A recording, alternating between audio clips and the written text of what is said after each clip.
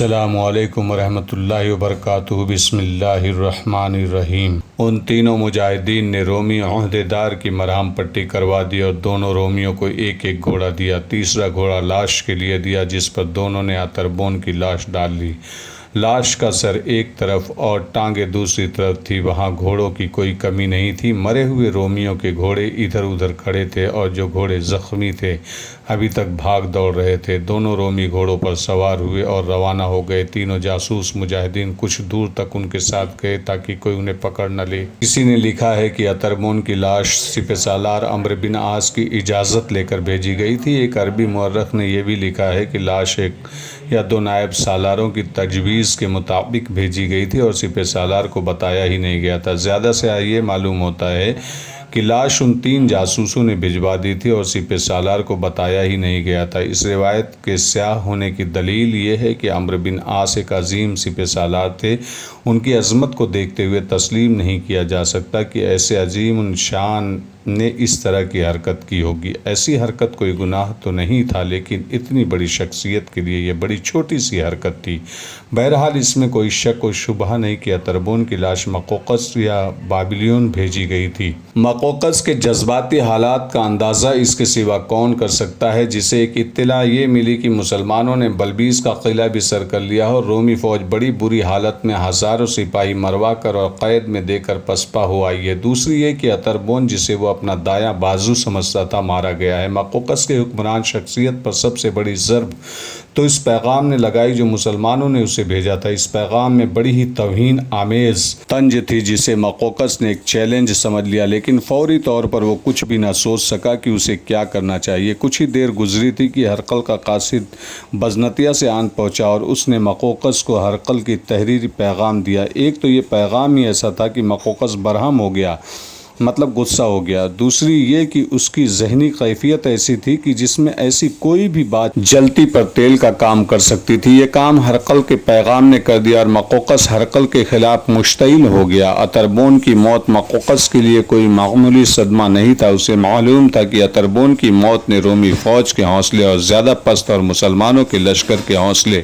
اور زیادہ مستحکم اور تر و تازہ کر دیے ہوں۔ تاریخ میں تو واضح نہیں کہ اس وقت قیرس کہاں تھا۔ یہ پتہ ملتا ہے کہ مقوقس نے اسے اطلاع بھجوائی اور وہ فوراً آن پہنچا۔ یہ مقوقس نے اسے ہرقل کا پیغام پڑھنے کو دیا۔ قیرس جو پیغام پڑھتا جا رہا تھا، اس کے جذباتی کیفیت ایسی ہی ہوتی جا رہی تھی جیسے مقوقس کی ہو چکی تھی۔ پیغام میں ہرقل نے قیرس کی وفاداری پر شک کا اظہار کیا تھا۔ اس سے تو قیرس جل اٹھا۔ بعض غیر مسلم تاریخ نویسوں نے لکھا ہے کہ مصر میں مسلمانوں کی فتح کی ایک وجہ یہ بھی تھی کہ ہرقل اور قیرس میں اختلافات پیدا ہو گئے تھے اور قیرس نے درپردہ مسلمانوں کی مدد کی تھی۔ یہ بالکل بے بنیاد بات ہے۔ ہرقل کا پیغام پڑھ کر مقوقس اور قیرس کے درمیان جو گفتگو ہوئی ان تاریخ نویسوں کی تحریر کی تردید کرتی ہے۔ یہ صحیح ہے کہ ہرقل اور قیرس میں اختلافات پیدا ہو گیا تھا، لیکن ایسا نہیں ہوا کہ قیرس نے ہرقل کو مسلمانوں سے شکست دلوانے کے لیے درپردہ ہتھ کنڈے شروع کر دیے ہو، بلکہ اس نے مسلمانوں کو شکست دینے کے لیے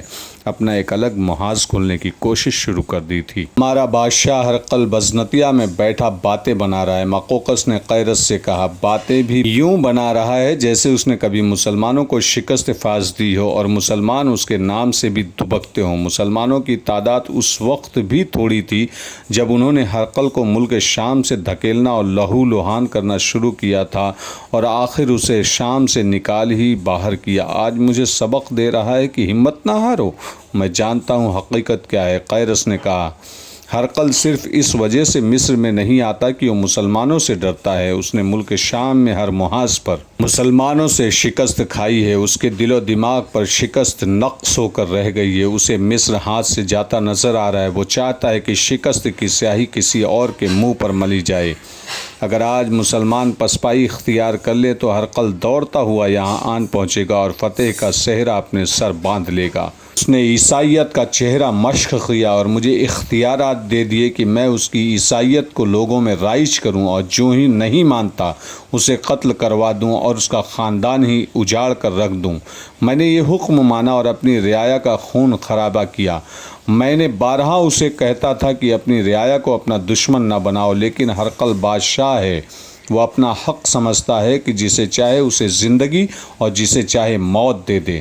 جن لوگوں پر مظالم توڑے گئے اور جنہوں نے ہرقل کی عیسائیت قبول نہیں کی، وہ آج اپنی ہی فوج کے ساتھ تعاون کرنے سے انکار کر رہے ہیں۔ مقوقس نے کہا، مجھے شک ہے کہ قبطی عیسائی درپردہ مسلمانوں کی مدد کر رہے ہوں۔ استقف اعظم کوئی ایسا طریقہ سوچے کہ قبطیوں کو اپنے ساتھ ملایا جائے۔ اپنے دل میں رومی فوج کی عداوت رکھ لینا کوئی بات نہیں، لیکن اپنے ملک کے دشمن کی پشت پناہی کرنا بڑا ہی خطرناک اور شرمناک کام ہے۔ اس مسئلے کا کوئی حل نکالیں کہ قبطیوں کو کس طرح اپنے ساتھ ملایا جائے۔ ہمیں مسلمانوں کو مصر سے نکالنا ہے یا ایک ایک مسلمان کو مصر میں ہی قتل کر دینا ہے؟ انہوں نے اتربون کی لاش کے ساتھ جو پیغام بھیجا ہے وہ میری برداشت سے باہر ہے۔ انہوں نے میری غیرت کو للکارا ہے۔ میں ان سے عبرتناک انتقام لوں گا۔ میں خود یہی چاہتا ہوں، قیرس نے کہا۔ لیکن بنیامین کو ساتھ لیے بغیر ہم کامیاب نہیں ہو سکتے۔ قبطی صرف بنیامین کا حکم مانتے ہیں۔ وہ خود مقوقس کے صحرا میں روپوش ہے، لیکن اس نے اپنا نظام بنا رکھا ہے کہ اس کا حکم دور دراز علاقوں کے باہر قبطی عیسائی کے گھر میں پہنچ جاتا ہے۔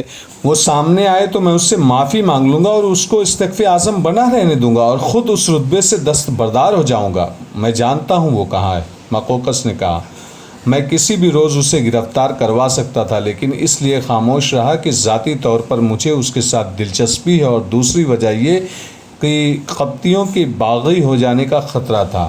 مقوقس اور قیرس اس مسئلے پر تبادلہ خیالات کرتے رہے، اور انہوں نے اتربون کے بعد دوسرے بڑے نامور جنرل تھیوڈور کو بھی بلا لیا اور یہ مسئلہ اس کے سامنے رکھا اور اسے کہا کہ وہ اپنی رائے دے۔ وہ بھی ان کا ہم خیال نکلا۔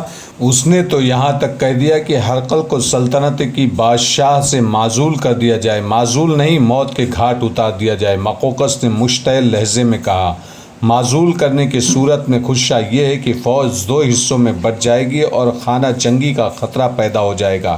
ایسا ہوا تو مسلمان بڑے آرام سے پورے مصر پر قابض ہو جائیں گے۔ سلطنت روم کی بقا اس میں ہے کہ ہرقل کو راستے سے ہٹا دیا جائے۔ مقوقس کا صاف مطلب یہ تھا کہ ہرقل کو قتل کروا دیا جائے اور پھر قبطی عیسائیوں کے ساتھ ملایا جائے، اور پھر مسلمانوں کو فیصلہ کن شکست دی جا سکتی ہے۔ بات آخر وہیں پر جا رکی کہ بنیامین کو ساتھ ملانا ضروری ہے۔